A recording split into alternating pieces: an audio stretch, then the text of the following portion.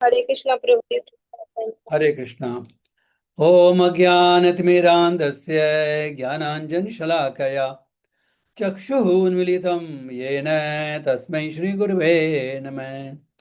श्रीचैतन्यमनोभीष्टं स्थापितं येन भूतले स्वयं रूपकदा मह्यं ददाति स्वपदान्तिकम्।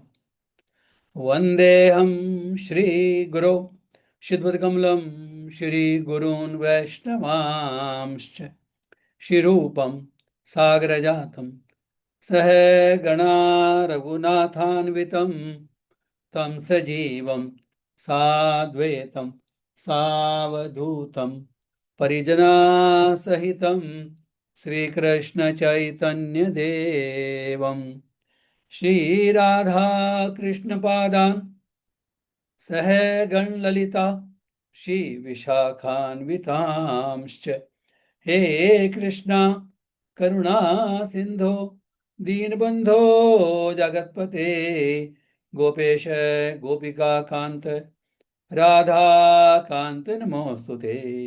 तप्त कांचन गौरांगी राधे वृंदावनेश्वरी वृषभानुसुते देवी प्रणमामि हरिप्रियै।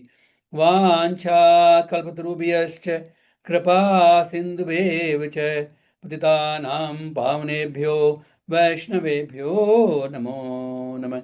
जय श्री कृष्ण चैतन्य प्रभो नित्यानंद श्री अद्वैत गदाधर श्रीवासादि गौर भक्त वृंद। हरे कृष्णा कृष्णा कृष्णा कृष्णा हरे हरे हरे राम राम राम हरे हरे। हरे कृष्णा कृष्णा कृष्णा कृष्णा हरे हरे हरे राम राम राम हरे हरे।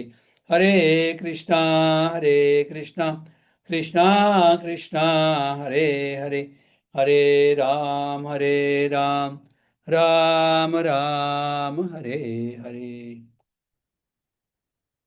ओम नमो भगवते वासुदेवाय। ओम नमो भगवते वासुदेवाय। ओम नमो भगवते वासुदेवाय। नारायणं नमस्कृत्य नरं चैव नरोत्तमं देवीं सरस्वतीं व्यासं ततो जयमुदीरयेत्। नष्टप्रायेषु भद्रेषु नित्यं भागवत सेवया भगवती उत्तमा श्लोके भक्तिर्भवती नैष्ठिकी। हरे कृष्ण।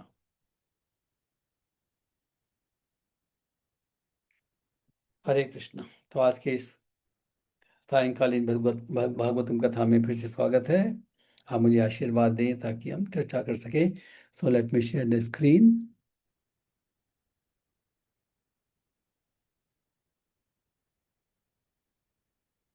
ओके, ये एक बार पढ़ा था हमने। Will just repeat this shloka. सब लोग इसके बाद में हम श्लोक नंबर 3 करेंगे, तो आप सब लोग श्लोक नंबर 3 रिपीट करेंगे। So let me read this once और इसको डिस्कस करेंगे। देन वी गो टू श्लोक 3। फिर आप लोग डिसाइड कर सकते हैं श्लोक 3। धर्म प्रोजित केतवो अत्र शिवदम वस्तु शिवदम तापत्रोन्मूलनम वैद्यम वास्तमत्र वस्तु शिवदम। Sorry, I think I am seeing different. धर्म प्रोजितो केतवो अत्र परमो निर्मस्राणां सताम वैद्यम वास्तमत्र वसतु शिवदम तापत्रयोन्मूलनम। श्रीमद्भागवते महामुनिकृते किं वा परेरीश्वरः सद्यो हि हृदि अवरुद्धते अत्र कृतिभिः सुक्षुभिः तत्क्षणात्। हरे कृष्णा। देखिए, धर्म प्रोजित केतवो अत्र, यहां पर, कहां पर? श्रीमद् भागवत। अत्र इस यहां पर। तो इस श्रीमद् भागवतम में जो केतव धर्म है उसको पूर्णतया बहिष्कृत किया गया है। What is that?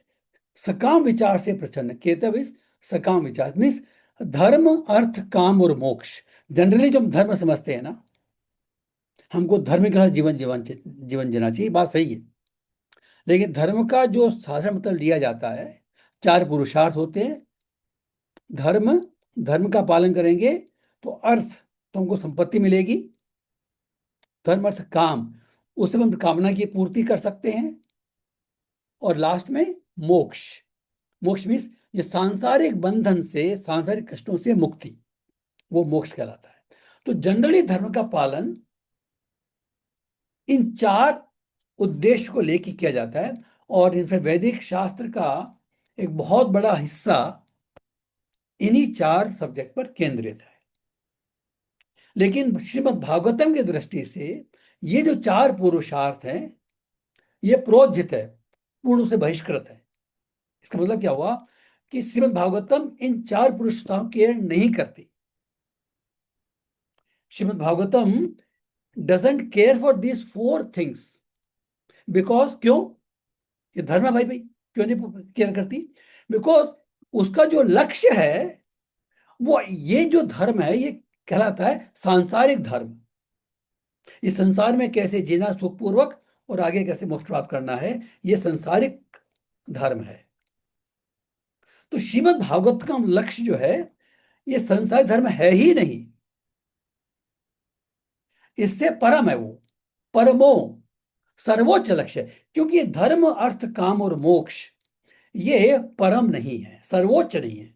ये अच्छे हैं, इसलिए इनको वेदों में कहा दिया दिया गया है। अच्छे इन द सेंस कि अगर हमको अपनी कामना की पूर्ति करनी है तो धर्म के दायरे में रह के करो, तो एटलीस्ट हम पाप कर्म नहीं करेंगे, हमारा डिग्रेडेशन नहीं होगा। लेकिन मनुष्य जीवन का लक्ष्य केवल धर्म नहीं है, सर्वोच्च धर्म। वो क्या है? निर्मत शरणाम सताम। ऐसा सर्वोच्च धर्म केवल निर्मत्सर लोगों के द्वारा, भक्तों के द्वारा रेलिश किया जाता है, समझा जाता है, समझ में आता है। निर्मत्सर means there is no N V,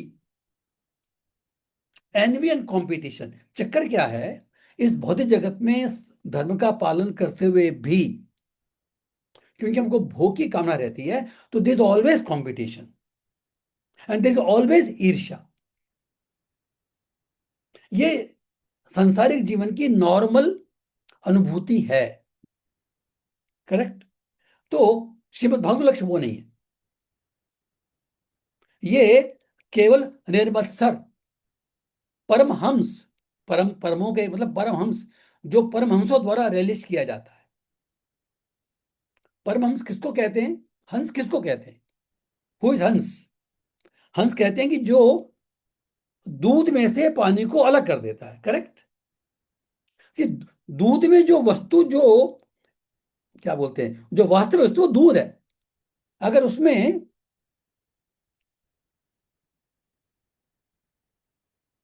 अगर उसमें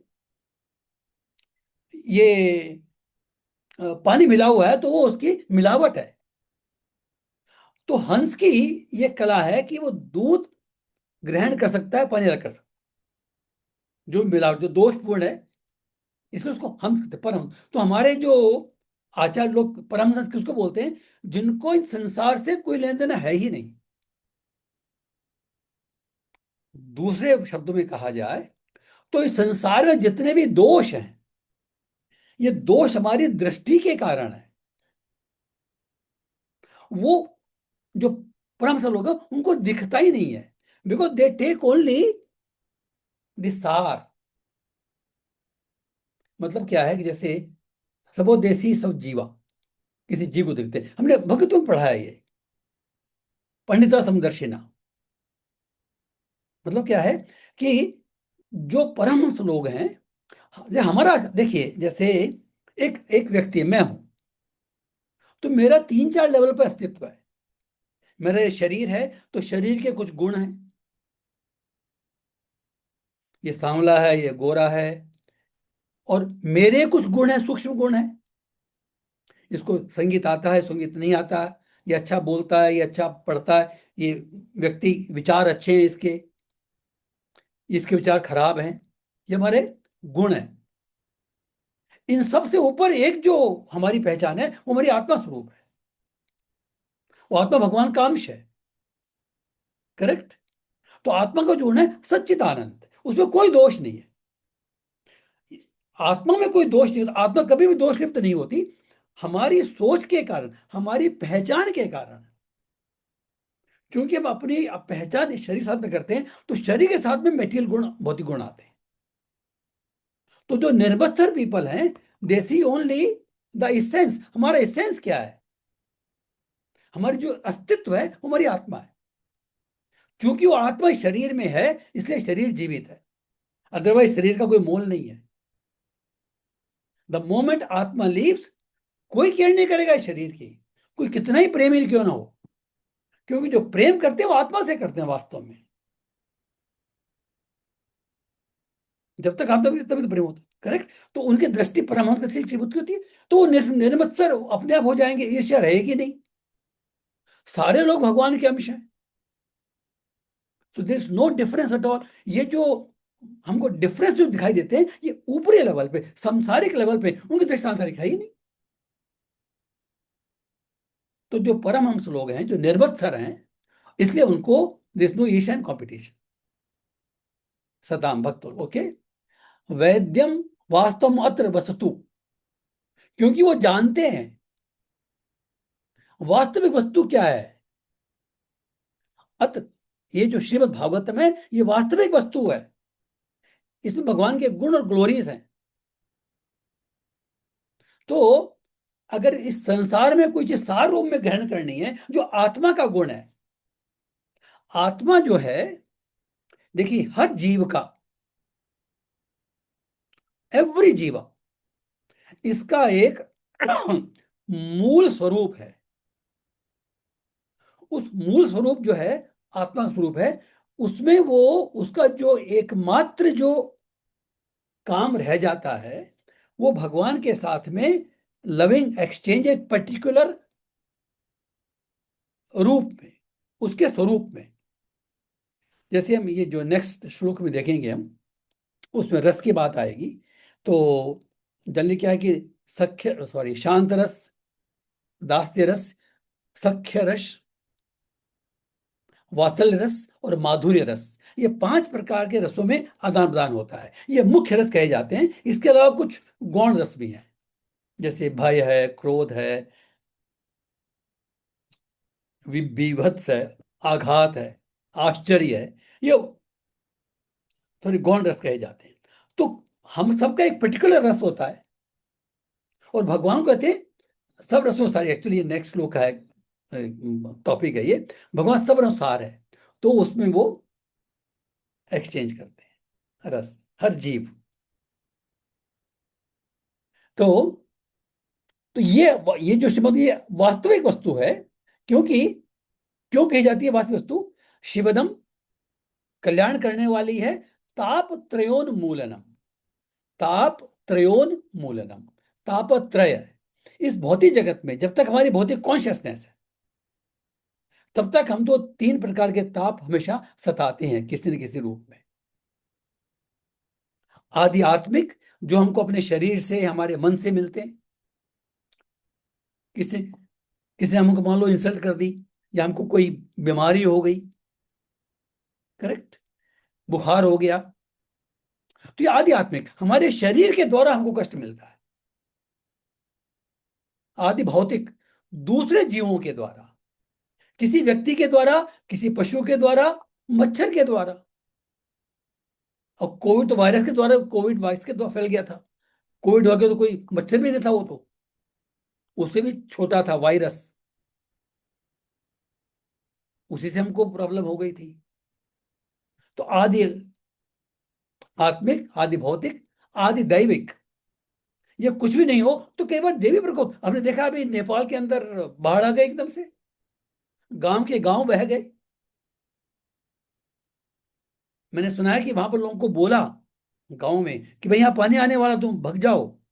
जस्ट, तो बोला 10% लोग भगे केवल। बोला हमारे कभी आए ही नहीं, हमारे गांव में कोई पानी नहीं आएगा। It happened, I think for the first time there. ये प्रकृति है, we can not predict it. भूकंप आ जाता है, बाढ़ आ जाती है, सूखा बढ़ जाता है, ये सारे देवी देवी प्रकोप है। ये अल्टीमेटली ये भी हमारे सामूहिक पापों के कारण ही होता है। वैसे कोई भी काम जो है बिना कारण के नहीं होता। विधाता की सृष्टि में देयर इज नथिंग एक्सीडेंट। ब्रह्मा की सृष्टि में कोई एक्सीडेंट नहीं होता। It is all the reactions of our own karma, individual karma और कलेक्टिव कर्मा। ओके। तो ताप तृण, तो श्रीमद् भागवतम इज, क्योंकि हमारी जो कॉन्शियसनेस है वो कंप्लीटली स्पिरिचुअल हो जाती है, तो फिर जो भौतिक ताप सप्लाएं सताएंगे नहीं, क्योंकि हमारी चेतना ऊपर उठ गई। जब मैं कई बार एग्जाम्पल दिया है, I can repeat that example, कि जैसे हम जब प्लेन में सफर कर रहे होते हैं, तो जब हम ग्राउंड पे होते हैं तो हमको सारी बिल्डिंग सब कुछ दिखता है, पेड़ पौधे, because we are at ground. तो जैसे जैसे हम ऊपर उठते जाते हैं तो बिल्डिंग छोटी होती जाती है। बिल्डिंग का साइज वही है, हमको छोटी दिखती है। And if you go sufficiently high तो बिल्डिंग दिखना बंद हो जाती है। तो जो सांसारिक प्रॉब्लम्स है ना, जो हमारी कॉन्शियसनेस है, उसकी तुलना की जाती है। जब तक हमारी तुलना जो है पूर्ण कॉन्शियसनेस, पूर्ण भौतिक है, तो सारी प्रॉब्लम को बड़ी लगती है। जैसे जैसे कॉन्शियस हमारी ऊपर उठती है, शुद्ध होती है, ऊपर मतलब शुद्ध होती है, वैसे वैसे जो सांसारिक जो प्रॉब्लम्स हैं वो छोटी होने लगती है, हमको इतना इफेक्ट नहीं करती। अनुकूल प्रतिकूल सुख दुख की परिस्थितियां आएंगी, लेकिन हमारे ऊपर इफेक्ट उसका कम होगा। ताप उन्मूलनम। अब यहां पर असली बात की है, यह है अभिधेय तत्व। ये सब कैसे होगा? श्रीमद् भागवते महामुनि कृते किम वा परेरीश्वर, कि महामुनि व्यासदेव,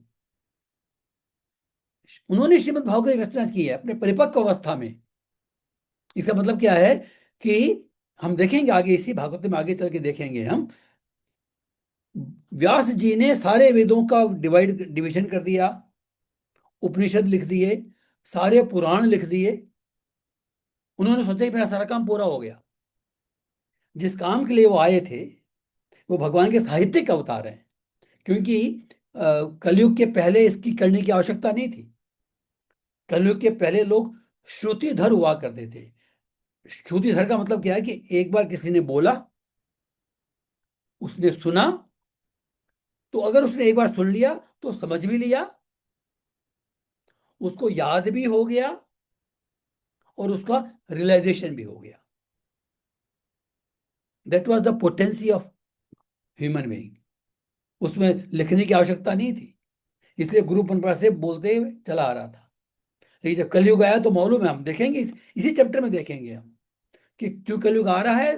संतों को चिंता हुई तो इन्होंने कहा कि हमको इनका डिवीजन करना चाहिए, सारे लोग नहीं पढ़ पाएंगे।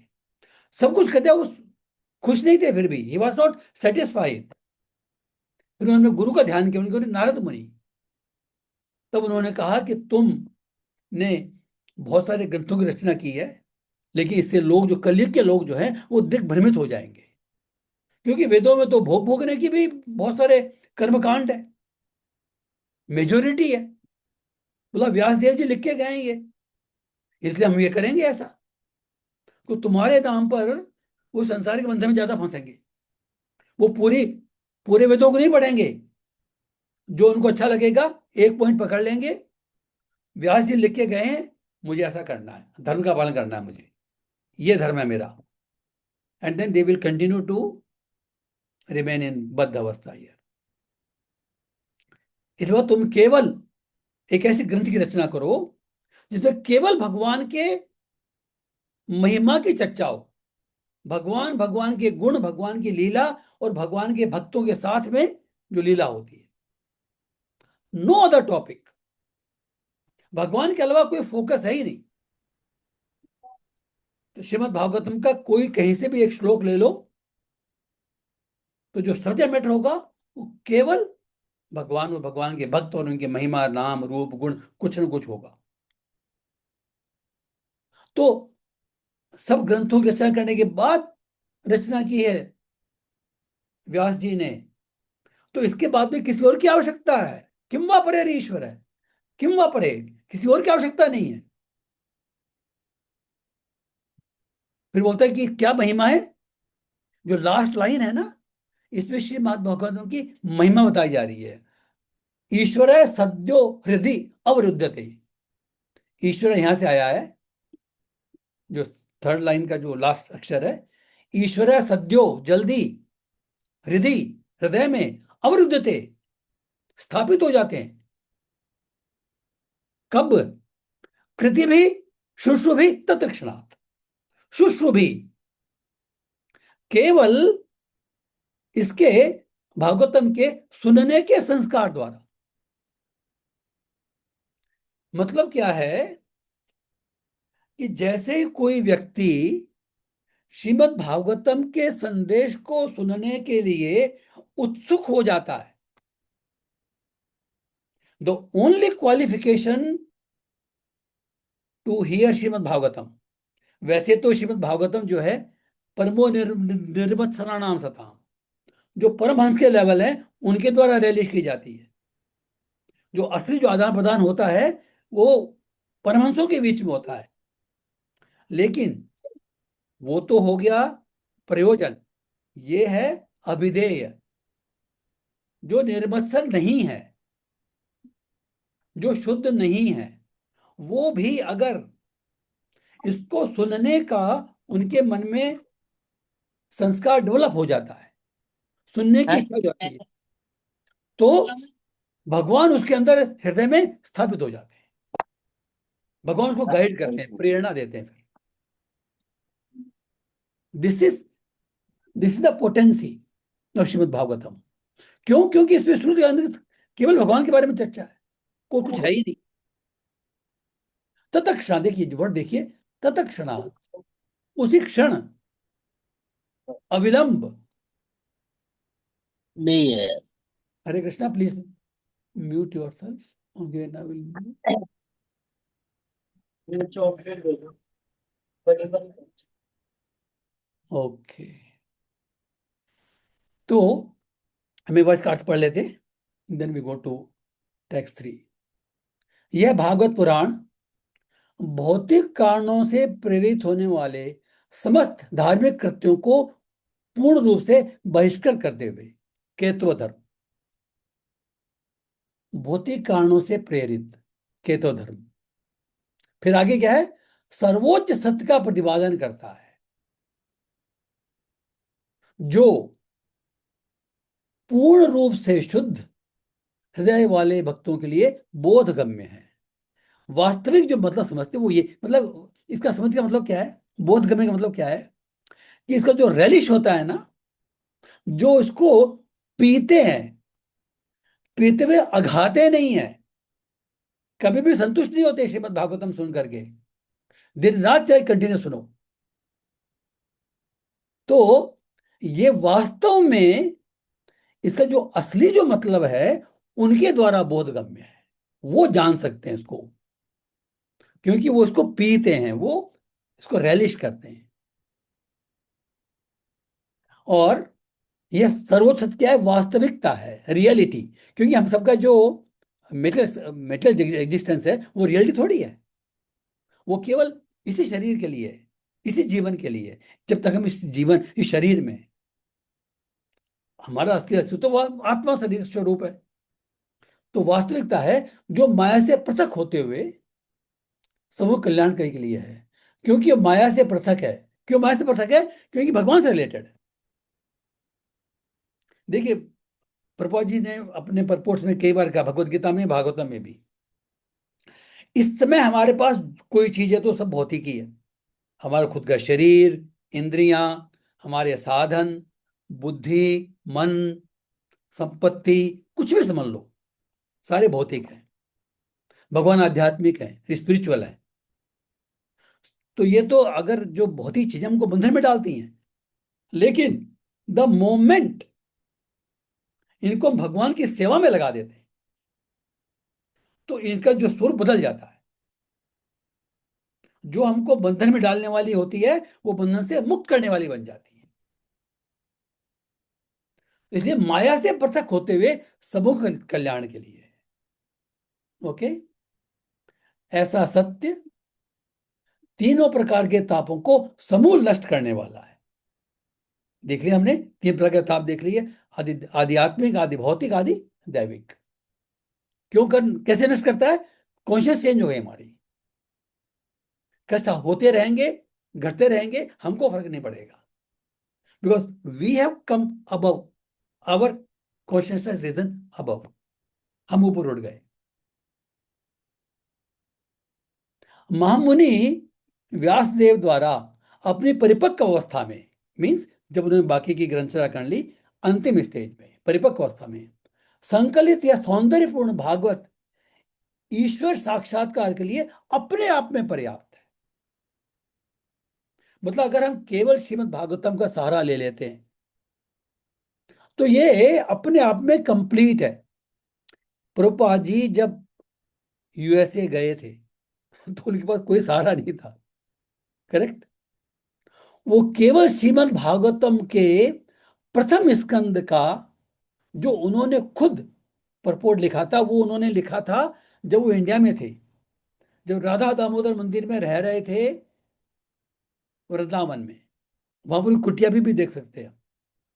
और ऐसा कहा जाता है कि कई बार प्रभुपाद जी पूरी ठीक से लिख नहीं पाते थे ना, समझ में नहीं आता था कि मैं क्या लिखूं, कैसे समझाऊं, तो वो जीव गोस्वामी के समाधि पर जाकर के और प्रार्थना करते थे, रोते थे वहां पर कि मुझे गाइडेंस दो। उनके मन से जो कोई इसको पढ़ेगा वो भक्ति के पथ पर आगे हुए कोई चांस नहीं रहेगा उसका कि नहीं जाए, उसको भगवान के प्रति प्रेम उत्पन्न होने की लालसा अपने आप हो जाएगी, केवल पढ़ेगा। तो यह सौंदर्यपूर्ण भागवत ये सब पर्याप्त है, अन्य के साथ की अवस्था नहीं है। वो भगवत गीता लेके नहीं गए थे उस समय, बाद में उन्होंने संकलन किया है, बाद में डिस्ट्रीब्यूट किया है भगवत गीता। वो केवल श्रीमद् भागवत के प्रथम स्कंद का, इसलिए क्योंकि उन्होंने बोला था कि भाई पता नहीं मैं कितना जिंदा रहूंगा, पूरी भागवतम कर पाऊंगा नहीं कर पाऊंगा, ही डिडंट नो। तो उन्होंने प्रथम और द्वितीय स्कंद में एक तरह से जो उनको कहना चाहिए ना, जो वो पूरी शिक्षा संपूर्ण दे दी। हम अगर पहला स्कंद भी पढ़ लेते हैं ना, तो जो हमको जीवन में आचार विचार बदलने के लिए जो चाहिए वो सारा सामग्री है। वैसे तो कहते हैं कि श्रीमद् भागवतम के महात्म्य में आता है, कोई एक श्लोक पकड़ लो श्रीमद् भागवतम का, दैट इज इनफ, एक श्लोक बस। ओके, तो फिर किस आंसर की आवश्यकता है? फिर आगे तो वही वही पॉइंट जो हम देखे ऑलरेडी, जैसे जैसे कोई ध्यान पूर्वक और विनीत भाव से, इस बात को हम प्रपोर्ट में भी देखेंगे, भागवत के संदेश को सुनता है। दो बात ध्यान दीजिए, ध्यान पूर्वक, अटेंटिवली, विनीत भाव, चुनौती देने के हिसाब से नहीं। देखिए अब आगे जाके देखेंगे कि जो श्रोता और वक्ता, उन दोनों की कुछ क्वालिटीज होती हैं, तभी श्रीमद् भागवतम का कथा का आदान प्रदान बहुत अच्छा होता है। ये इसी श्रीमद् भागवतम में इसी चैप्टर में आगे आएगा। तो हम देखेंगे कि अभी जो श्रोता की बात हो रही है, कि जो श्रोता जो है ना, उसमें जो मुख्य गुण क्या होना चाहिए? अटेंटिव होना चाहिए, वो ध्यानपूर्वक सुनना चाहिए, नंबर वन। और नंबर टू, विनीत भाव। जैसे हमने देखा भगवत गीता में, देखा ऑलरेडी, अर्जुन को बात समझ में नहीं आई तो उसने कृष्ण को ये नहीं कहा कि आप कैसा बोल रहे हो, ये पॉसिबल नहीं है। उसने क्या कहा कि भाई आप जो बोल रहे हैं उसको मैं कैसे समझूं, अपनी अपना संदेह बता, अपना डाउट बताते हैं, कैसे मैं समझूं। Means what is trying to convey कि आप जो बोल रहे हो सही है, मैं उसको गलत नहीं मानता, लेकिन मेरे समझ में नहीं आ रहा। और श्रीमद् भागवत पढ़ेंगे हम आगे, तो ये बात हमारे मन में कई बार आएगी, पूरी बात समझ में नहीं आ रही है, डोंट वरी। अगर पूरी बात समझ में नहीं भी आती है और हम सुन रहे हैं और बोल रहे हैं, हो सकता है मुझे बराबर समझ नहीं आ रही हो। तो ये सुनने और बोलने के कारण ही हमारा एलिवेशन हो रहा है। श्रीमद् भागवतम का कथन और श्रवण, कीर्तन और श्रवण, ये अपने आप में पूर्ण विधि है। हरे कृष्ण। तो जैसे जैसे कोई ध्यान पूर्वक और विनीत भाव से भागवत के इस संदेश को सुनता है, वैसे वैसे ज्ञान के संस्कार अनुशीलन से उसके हृदय में परमेश्वर स्थापित हो जाते हैं। मीन्स उसका हृदय जो है परमेश्वर आगे, उसमें परमेश्वर ऑलरेडी हैं, उसका ध्यान चला जाता है। देखिए, आत्मा के साथ में परमात्मा हमेशा रहता है। अब परमात्मा हमेशा आत्मा को देखता है, वो इंतजार करता है कि कब ये बताइए मेरी ओर देखे। वो तो हमेशा देखता है, हम नहीं देखते हैं। हमारा दृष्टि संसार में, हमारी दृष्टि संसार में उनमें है ही नहीं। तो जब भागवतम सुनते हैं तो हमारी दृष्टि चली जाती है। इसलिए यहां बोला जा रहा है कि परमेश्वर स्थापित हो जाते हैं। वो तो पहले से ही स्थापित थे, हम नहीं देख पाते थे उनको। अब भागवतम सुने तो देखना ही पड़ेगा हमको जबरन, क्योंकि यहां पर भागवत भगवान के अलावा कुछ है ही नहीं चर्चा, चाहो चाहे नहीं चाहो। Willy unwilly you have to listen, you have to think. तो जो है भगवान, इसलिए यहां पर कहा गया है कि अपने हृदय में स्थापित हो जाते हैं। वो तो थे, हमारा अटेंशन नहीं था, तो हमारा अटेंशन हो जाता है श्रीमद् भागवत। ये इसकी पोटेंसी है श्रीमद् भागवत। और चूंकि उसमें सारे जितने भी सब्जेक्ट हैं केवल भगवान से रिलेटेड हैं, कोई ना कोई अवतार होगा, कोई ना कोई भक्त होगा जिसलिए चल रही होगी, इसलिए ये हमारे हृदय को तुरंत कृष्ण की याद दिला देता है। सो इसमें लास्ट में कुछ दो तीन इंपॉर्टेंट पॉइंट्स हैं।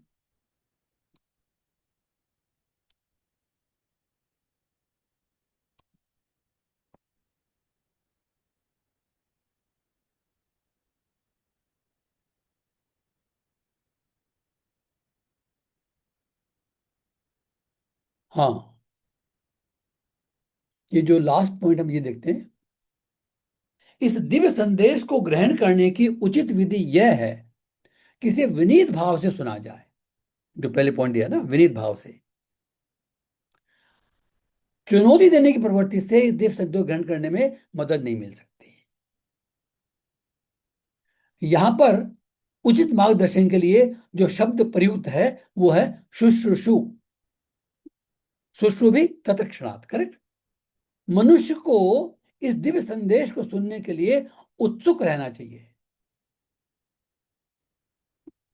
निष्ठापूर्वक सुनने, श्रवण करने की कामना ही इसकी पहली योग्यता है।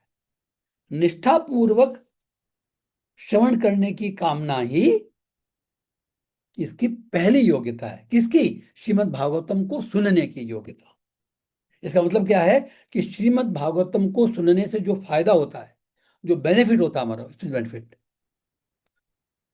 इट विल हैपन ऑटोमेटिकली अगर हम ध्यान पूर्वक, निष्ठा पूर्वक सुने, विश्वास पूर्वक सुने।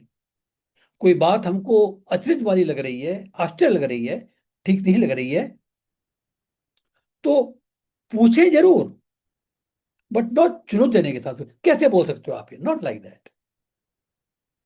हरे कृष्णा। एक और पॉइंट कह रहे हैं प्रभुपाद जी, कम भाग्यशाली व्यक्ति इस श्रीमद् भागवत को सुनने में बिल्कुल रुचि नहीं दिखाते। इसकी विधि सरल, देखिए बड़ा इंपॉर्टेंट पॉइंट है प्रभुपाद जी का। इसकी विधि सरल है किंतु व्यवहार डालना कठिन है। भाई देखिए, इसमें कुछ करना पड़ता है क्या? सुनना पड़ता है केवल, इसमें कोई कठिनाई नहीं है। इनफैक्ट हम अभी अगर बोल रहे हैं तो वो भी सुन ही रहे हैं। किससे? हमारे आचार्यों से। ये जो लिखे गए हैं, कौन लिखे हैं? प्रभुपाद जी, हमारे आचार्य हैं, उन्होंने अपने आचार्यों के दम पे लिखा। तो अगर हम बोल भी रहे हैं तो हम अपने आचार्य को सुन रहे हैं। We are hearing him because they are his words. तो सारे श्रोता हैं इसमें, हम भी श्रोता हैं और आप भी श्रोता हैं, क्योंकि जो शब्द पढ़ रहे हैं वो श्री प्रभुपाद के हैं। और उनको गुरु परंपरा से प्राप्त हुए हैं। करेक्ट। तो अगर आप इस संदेश को सुन करके, जैसे ये ऐसे बोलते हैं कि प्रीचिंग करनी चाहिए, जितना समझ में आता है, व्याख्याता बनने की जरूरत नहीं है, कोई इंटरेस्ट लेता है उसको सुनाओ, तो आप भी श्रवण कर रहे हैं उस समय। तो व्यवहार कठिन क्यों? क्योंकि इंटरेस्ट नहीं होता, इसमें रुचि नहीं दिखाते। भाग्यहीन व्यक्ति भाग्यहीन व्यक्तियों को व्यर्थ सामाजिक और राजनीतिक बात सुनने के लिए पर्याप्त समय मिल जाता है, एम्पल टाइम। इंटरनेट सफर क्या बोलते हैं, सर्फ करने में, एक चैनल, दूसरी चैनल, तीसरी चैनल, बहुत सारे आजकल यूट्यूब आ गए, अलग अलग तरह के टॉपिक हैं, कुछ ना कुछ टॉपिक मिल जाता है इंटरेस्टिंग हमको, और एवरीबडी इज डाइवर्टेड। किंतु जब उन्होंने भक्तों की सभा में श्रीमद् भागवतम सुनने के लिए आमंत्रित किया जाता है, तो सहसा अन्य मनस्क हो जाते हैं। ये यहाँ पर जो भी इसमें श्रोता हैं, उन सबका प्रैक्टिकल एक्सपीरियंस होगा। अगर 10 लोगों को बोलती है ना, भाई ये सुनते हैं, वहां सत्संग पूरा चलते हैं अपन, कितने लोग तैयार होते हैं? How many people get ready सुनने के लिए? नहीं, नहीं रुचि है। तो पुरोहित क्या बोल रहे हैं, ये विधि सरल है, व्यवहार में लाना कठिन है, क्योंकि रुचि नहीं होती है। तो ऐसे लोगों को कहा प्रभु जी ने भाग्यहीन, दे आर नॉट फॉर्चुनेट। कभी कभी एक और पॉइंट कहा गया, ये तो श्रोता की बात हुई, अभी वक्ता की बात आ रही है। कभी कभी भागवत के व्यवसायी कथावाचक, व्यवसायी कथावाचक का मतलब क्या है, कि जो भागवत में कथा करते हैं व्यवसाय के रूप में, पैसे कमाने के चक्कर में, जीविका चलाने के हिसाब से, कभी कभी भागवत के व्यवसायी कथावाचक सहसा भगवान की गुज लीलाओं में पहुंच जाते हैं, और उनकी व्याख्या, जो भगवान की जो रास लीला है, ये कॉन्फिडेंशियल है। इसका मतलब क्या कॉन्फिडेंशियल? तो लिखी हुई है भागवत में। क्यों कहते हैं कॉन्फिडेंशियल है? ये इसलिए कॉन्फिडेंशियल है कि इसको हमको तब तक श्रवण नहीं करना चाहिए तब तक हमारा मन पूर्ण रूप से शुद्ध नहीं हो। शुद्ध का मतलब क्या है? जैसे सुखदेव जी जब जन्म लिए थे, तो जन्म से ही वो मुक्त थे। तो जब वो, ये यही वर्णन इसमें आगे आएगा एक्चुअली, लेकिन अभी ये बात आ रही है इसलिए मैं कह रहा हूं। जब वो जा रहे थे, तो एक एक तालाब था बीच में, वहां कुछ तरुणियां स्नान कर रही थी। तरुणियां और तरुण, दे वर एंजॉइंग, इनफैक्ट कुछ पुरुष और स्त्री, अधिकतर नग्न अवस्था में थे।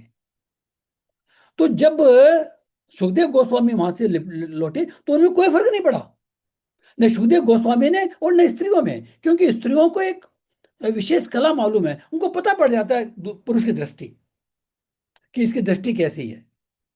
The moment a person sees, the lady can know. तो उनको पता मालूम पड़ गया, ये जो व्यक्ति है, ये, इसको स्त्री पुरुष का भेद नहीं है इसके मन में, ये मुक्त अवस्था में है, completely beyond beyond the material consciousness. तो बाद में व्यासदेव जी गुजरे, तो तरुण ने अपना शरीर ढक लिया। हालांकि व्यासदेव मुक्त थे, क्योंकि वासुदेव गृहस्थ थे, व्यासदेव गृहस्थ थे, उनके पुत्र थे सुखदेव गोस्वामी। तो तरुण ने अपना शरीर ढक लिया। तो इससे क्या होता है कि, और वो सुखदेव गोस्वामी चर्चा करेंगे भगवान की रास लीला की। तो भगवान की इस रास लीला, ये जो हम संसार में जो यौन लीला देखते हैं, ये वो नहीं है भाई। इसको रेलिश करते हैं सुखदेव गोस्वामी, जिनको स्त्री पुरुष का भेद ही नहीं मालूम है, मतलब जो इसकी कॉन्शियस से ऊपर उठे हुए हैं। इसीलिए इसका वर्णन आता है 10वें स्कंद में। और प्रभुपाद जी वो कहते हैं कि श्रीमद् भागवतम का जो श्रवण है, वो चैप्टर बाय चैप्टर, श्लोक बाय श्लोक आगे बढ़ना है, सीधे 10वें स्कंद में नहीं पहुंचना है।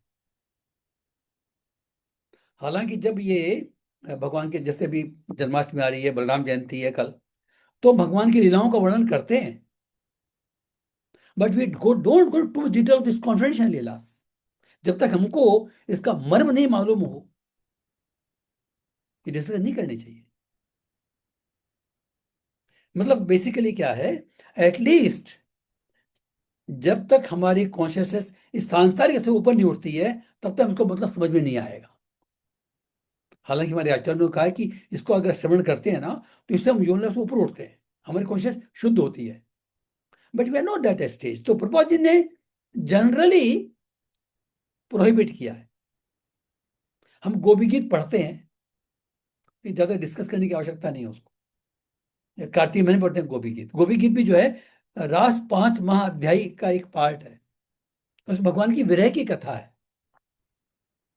ये गोपियों के विरह की कथा है। लेकिन हमको इसको डिटेल जानने की आवश्यकता नहीं है, क्योंकि हमारी चेतना शुद्ध नहीं है। अगर हम श्रीमद् भागवतम का श्लोक बाय श्लोक, चैप्टर बाय चैप्टर को गा दिए, तो हमारी चेतना अपने आप शुद्ध होगी, इस श्रीमद् भागवतम के कारण शुद्ध होगी। तो इसलिए प्रभुपाद जी कह रहे हैं कि इसकी व्याख्या यौन अश्लील साहित्य के रूप में करते हैं, क्योंकि वो they want to make interesting. कई बार एक्सप्रेस किया भी होगा आप लोगों ने। श्रीमद् भागवत तो प्रारंभ से सुनने के लिए निर्मित है, प्रारंभ से, बिगिनिंग। जो लोग इस ग्रंथ को, देखिए, जो लोग ग्रंथ को आत्मसात कर सकते हैं, उसका उस उल्लेख इसी श्लोक में है।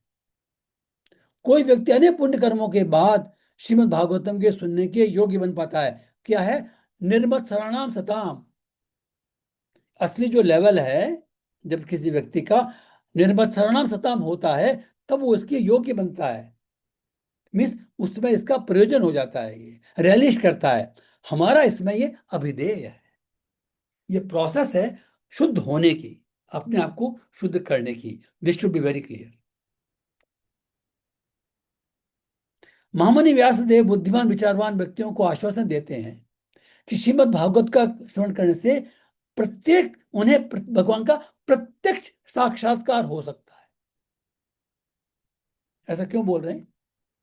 हम इसी भागवत में आगे जाके देखेंगे कि भगवान कृष्ण जब अपनी शरीर लीला छोड़ के चले गए, शरीर छोड़ के चले गए इस धाम से, तो उद्धव ने पूछा था, या किसने और ने पूछा, आई डोंट रिमेम्बर एग्जैक्टली, लेकिन पूछा गया था कि आप लोग आपको कैसे प्राप्त करेंगे, आप छोड़ के जा रहे हो हमको। तो श्री कृष्ण भगवान ने कहा था कि मैं श्रीमद् भागवतम के पन्नों में निवास करूंगा।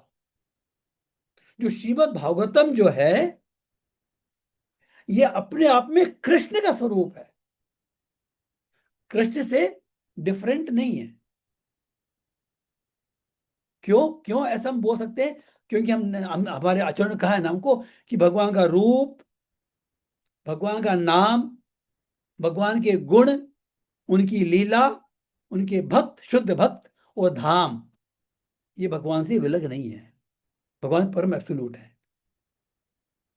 इसलिए श्रीमद् भागवत पन्नों में कृष्ण रहते हैं, और शुद्ध भक्त उनका दर्शन कर सकते हैं, शिव श्री कृष्ण का इनके पन्नों में। तो वेदों वर्णित साक्षात्कार के विनोत्सव को पार किए बिना ही इस संदेश को ग्रहण करने के लिए सहमत होने से मात्र मानव परम सत्य को तुरंत प्राप्त कर सकता है। अगर हम अटेंटिवली, विनीत भाव से सुनने के लिए सहमत हो जाते हैं, तो हम परम सत्य को प्राप्त कर सकते हैं। This the process. इस भागवतम को पढ़ने सुनने से ही केवल मात्र हम परमहंस प्राप्त कर सकते हैं, निर्मल सत्ता प्राप्त कर सकते हैं। ओके, आई थिंक आज तो यही होगा, क्योंकि हमको बलराम जी के भी 5 मिनट चर्चा करने हैं। तो आई थिंक जो तीसरा श्लोक है वो हम नेक्स्ट टाइम ही बोलेंगे। सो let me stop share here. पहले अगर मान लो किसी भक्त का कोई प्रश्न है ना, तो भी हम बात कर लेते हैं। Then for 5 minutes will talk about Balram ji. Who is Balram ji? तो किसी भक्त का प्रश्न है, डाउट है, कमेंट है, तो हम बात कर सकते हैं। Otherwise we go to Balram ji. Hare Krishna प्रभु जी। हाँ, हरे कृष्णा। यस यस प्रभु जी। प्रभु जी बहुत अच्छे से आप करते हैं, समझा देते हैं पूरी बात। परंतु एक बात में थोड़ा सा संशय हमेशा बना रहता है। यस प्रभु जी, जैसे बोलिए। कि हम देखते हैं हम्म। जैसे कि हम देखते हैं कि सभी, चाहे वो देवताओं में, चाहे ब्रह्मा हो हाँ हाँ हाँ। और चाहे इंद्र हो, हम्म। मृत्यु सबकी होनी है, यस निश्चित यस है। यस यस परंतु हमारे लोक को, इस पृथ्वी लोक को ही मृत्यु लोक कहा जाता है। यस। क्या हम ही मरते हैं? ब्रह्मा जी भी मरते हैं, तो उनके लोक को मृत्यु लोक क्यों नहीं कहते? नहीं, देखिए ऐसा है।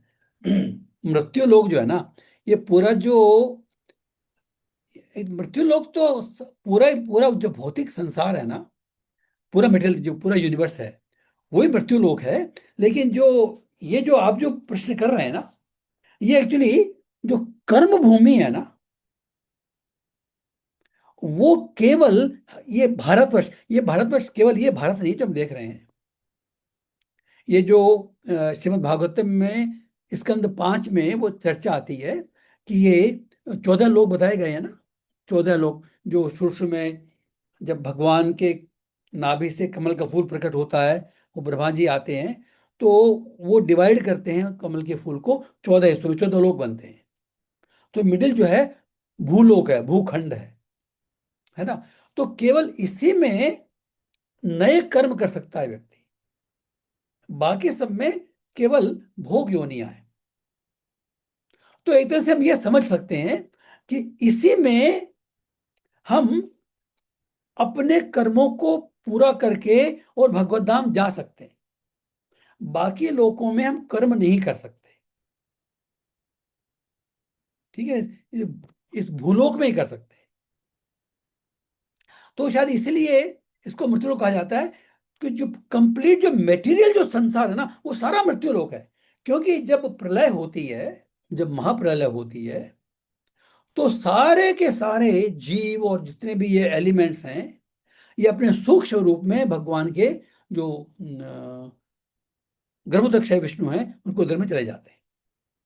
और जब पूरा महाप्रलय होती है, तो करुणोदक्षय विष्णु के घर में चले जाते हैं, महाविष्णु के घर में, जिनके रोम रोम से अनेक ब्रह्मांड प्रकट होते हैं। ठीक है। तो इनफैक्ट जो मृत्यु लोक है वो तो पूरा यूनिवर्स ही मृत्यु लोक है। क्योंकि यहाँ पर आप शाश्वत नहीं रह सकते। लेकिन हम यहाँ पर भगवान की भक्ति करके अपने जो शाश्वत स्वरूप है वो प्राप्त कर सकते हैं। जो नया कर्म केवल मनुष्य योनि में होता है। Hare Krishna. Hare Krishna. Okay, so will go Balram ji. Balram ji जो है ना, हु इज बलराम जी? देखिए, भगवान बलराम जी जो हैं, ये कृष्ण के प्रथम एक्सपेंशन है, द फर्स्ट एक्सपेंशन। देखिए, हम कहते हैं कृष्ण को हम कहते हैं आदि गोविंदम, और परम कारण कारण। What is that? जो ब्रह्म संहिता का पहला श्लोक है ना, ईश्वरा परमा कृष्ण सच्चिदानंद विग्रह है, अनादिर आदिर गोविंद सर्व कारण कारण। तो कृष्ण जो हैं वो सर्व कारण कारणम है। उनका कोई कारण नहीं है। उनका जो एग्जिस्टेंस है वो सदा सर्वदा है, पहले भी बाद में भी, इस संसार का विनष्ट होने पर भी। तो बाकी जो भगवान, उनमें फर्क नहीं है, देखिए दिस नो डिफरेंस। लेकिन वो उनके एक्सपेंशन हैं। तो जो पहले एक्सपेंशन है वो बलराम जी है। और वो जो पहले एक्सपेंशन बलराम जी, उनका स्वरूप क्या है? उनको हम आदि गुरु कहते हैं। क्योंकि वो खुद भी भगवान की सेवा करते हैं। वो स्वयं भगवान है, लेकिन भगवान भी भगवान की सेवा करता है। देखिए, हम आगे कहीं किसी भी रूप में देख लो, जो भगवान के अवतार होंगे वो भगवान की सेवा करेंगे। क्योंकि इसका मतलब क्या है कि जो जीव होता है ना, वो मुक्त अवस्था में भगवान के साथ में लविंग एक्सचेंज ही करता है, बहुत प्रेम करता है, और कोई व्यवसाय भी नहीं है उसका, दिस नो एग्जिस्टेंस। तो भगवान के प्रथम एक्सपेंशन बलराम जी हैं। उनका जो मुख्य कार्य क्या है? भगवान की सेवा करना। वो जो हम 5 रस देखते हैं ना, शांत रस, दास्य रस, सख्य रस, वात्सल्य रस और माधुर रस, सब रसों में सेवा करते हैं भगवान की। शांत रस में कैसे? इनफैक्ट देखिए, हम देखते हैं जो भगवान का जो बेड है, इनमें जो मृदंग है, ये सारे बलराम जी के एक्सटेंशन है। जो भी जो पैराफिरनली है भगवान का, बांसुरी है, ये सारे बलराम जी का एक्सटेंशन है, एक्सपेंशन है। शांत रूप में, दास रूप में सेवा करते हैं भगवान की। कई बार ये जब कृष्ण आप देखेंगे, कई बार भगवान ये देखिए बड़ा विचित्र ये मेल है। कई बार क्या होता है कि बलराम जी कृष्ण की पांव दबाते हैं, और कई बार कृष्ण बलराम जी की पांव दबाते हैं, क्योंकि दोनों में एक दूसरे का सेवा करने का भाव रहता है। भगवान भी सेवा करने जाते हैं भक्ति की। तो दास रस वो अपने आप को भगवान का दास मानते हैं, क्योंकि वहां एक्सप्रेशन है, ही वांट टू सर्व। वो सेवा करते हैं भगवान की सब रूप में। सख्य रस तो है ही, जब वो कृष्ण के रूप में आए, जब जब भगवान आते हैं ना, बलराम जी छोड़ते नहीं है, उनके साथ आते हैं। राम के साथ में लक्ष्मण के रूप में आए, कृष्ण के साथ में बलराम के रूप में आए, चैतन्य महाप्रभु के साथ में बलराम जी के रूप में आए, चैतन्य महाप्रभु नित्यानंद प्रभु के साथ में आए, छोड़ते नहीं है कभी। तो सख्य रस, वात्सल्य रस, क्योंकि कृष्ण देखिए, जो कृष्ण लीला के अंदर बलराम जी बड़े हैं, लक्ष्मण छोटे थे पहले, तो उसमें वात्सल्य रस नहीं हो सकता था। तो बलराम जी बोला मैं बड़ा बन गया, कई बार आपकी आज्ञा जो है ना मैं नहीं पालन करना चाहता। बोला आपकी आज्ञा कई बार मुझे गड़बड़ करती है। वो जब सीता माता को छोड़ने के लिए कहा था, वो बोला he didn't like that, here to go. तो बोला मैं बड़ा भाई बन के आऊंगा, तो इसमें बड़े भाई बन के आए वो। तो वात्सल्य रस भी है, he one is protective, he know that is Krishna is Lord, but is protective। जब जाते हैं वन के अंदर तो छोड़ते नहीं थे उनको अकेले। और मधुर रस कैसे करते हैं? मधुर रस इस दाम्पत्य रस, प्रेमा प्रेमी। तो उनके एक एक्सपेंशन है अनंग मंजरी, जो बलराम जी हैं उनके एक्सपेंशन है अनंग मंजरी। उसके रूप में भगवान की माधुर्य भाव में वो सेवा करते हैं। इस तरह से 5 प्रकार की सेवा करते हैं। एक तो ये रूप है उनका। एक हो गया आदि गुरु। जितने भी गुरु तत्व है ना, गुरु तत्व क्या है? जो हमको भगवान की ओर उन्मुख करे। तो उनका एकमात्र काम यह है, बलराम जी का जो एक तो भगवान की सेवा करना है, और दूसरा एकमात्र काम यह है कि जितने भी जीव हैं उनको भगवान की ओर उन्मुख करें। कौन करता है? गुरु। तो जो इस संसार में जितने भी बोनाफाइड गुरु हैं, उनमें जो शक्ति है वो बलराम जी देते हैं। ये बात समझने की है। वो बलराम जी को रिप्रेजेंट करते हैं। बलराम जी चाहते हैं कि प्रत्येक जीव वापस भगवत धाम जाए। ये केवल गुरु के शिक्षा द्वारा, गुरु की सेवा द्वारा ही हो सकता है। तो जितने भी गुरु तत्व हैं, वो उनको जो पावर पोटेंसी जो मिलती है वो बलराम द्वारा मिलती है। तो बलराम जी आदि गुरु हैं, और हमारी गुरु परंपरा उन्हीं से अपने पावर ग्रहण करती है। हम जो भक्ति करते हैं ना, भक्ति की जो ये हमको उन्मुख करते हैं, जब भक्ति करते हैं ना, वो राधा रानी की पोटेंसी है। देखिए, ये जो शिक्षा देते हैं ये साधन भक्ति की। तो जो गुरु हमको शिक्षा देता है साधन भक्ति की, हमारा भक्ति करने का मन में नहीं है, लेकिन साधन बना के चला के भक्ति करते हैं। वो कैसे करना है? 16 माला जपनी है, भागवतम पढ़नी है, सुननी है, एकादशी व्रत करना है ना, त्योहारों का व्रत करना है, फेस्टिवल्स हैं, ये सब हम करते हैं। तो ये हमारा साधन है। तो इसकी प्रेरणा मिलती है बलराम जी से। और जो भक्ति करना शुरू करते हैं ना, वो जो पोटेंसी मिलती है वो राधा रानी से मिलती है।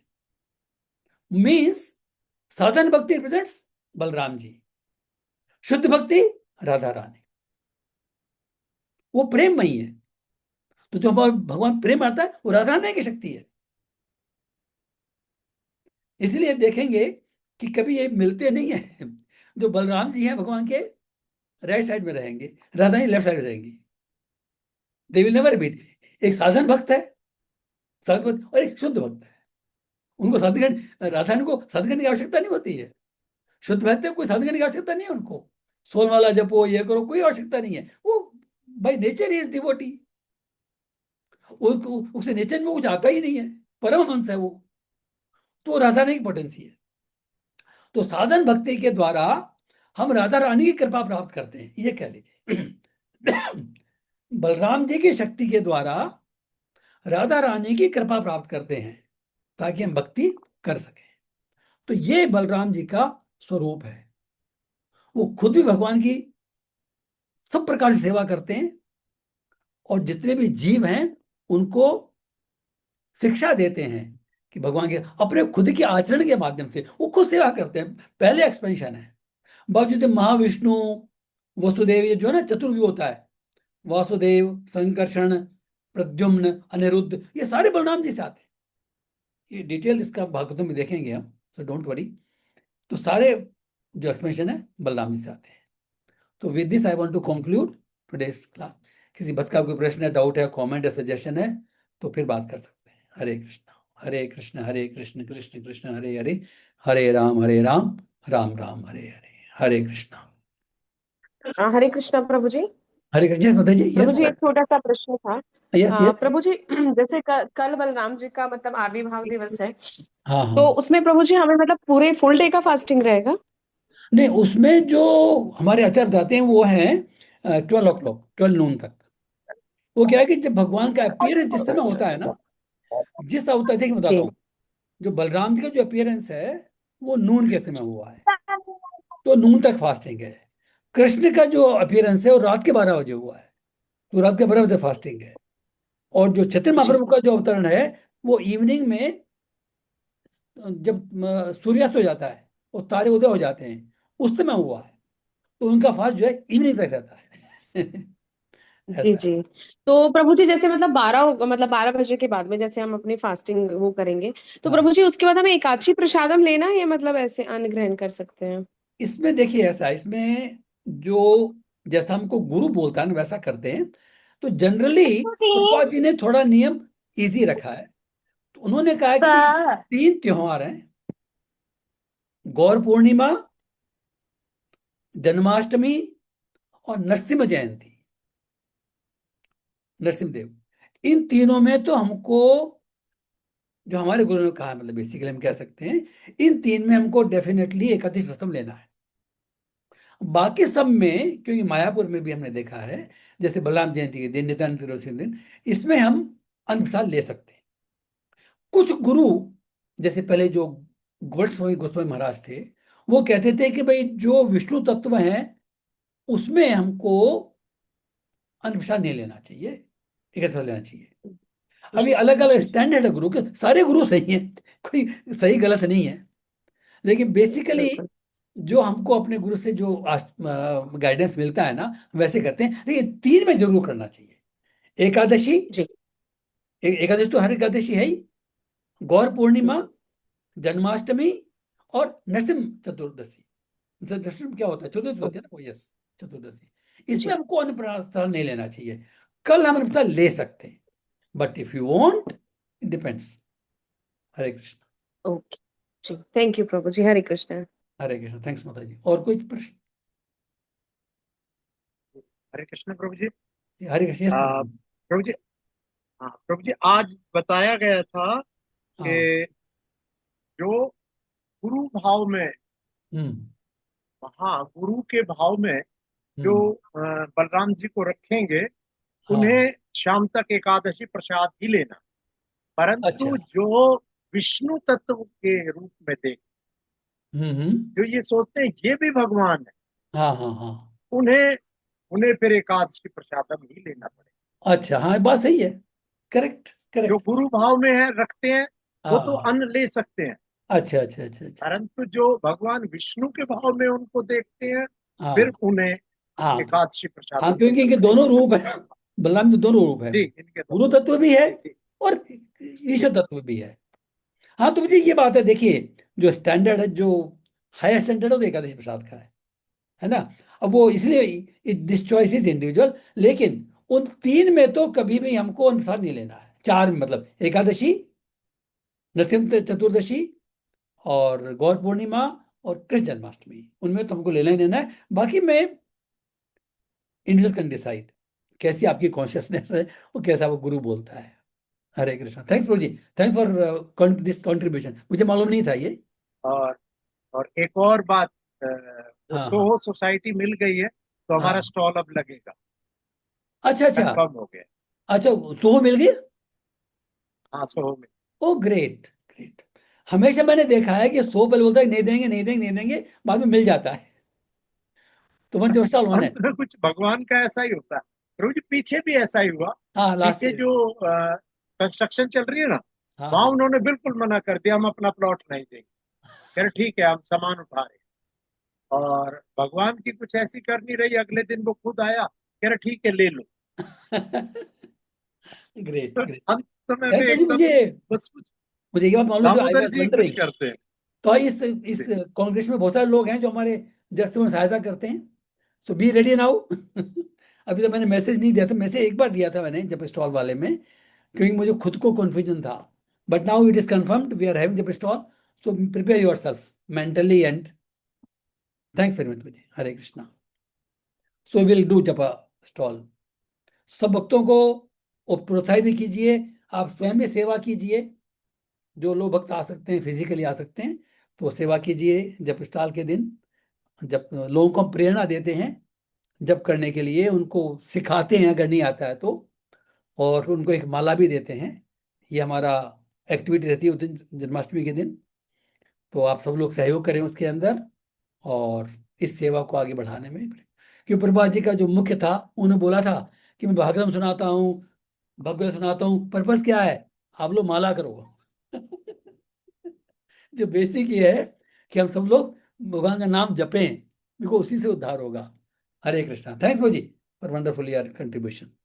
हरे कृष्ण कृष्ण कृष्ण हरे हरे, हरे राम राम राम हरे हरे। वांछा कल्पतरुभ्यश्च कृपा सिन्धुभ्यो च पतितानां पावनेभ्यो वैष्णवेभ्यो नमो नमः। Hare Krishna. I will conclude the class now. Okay.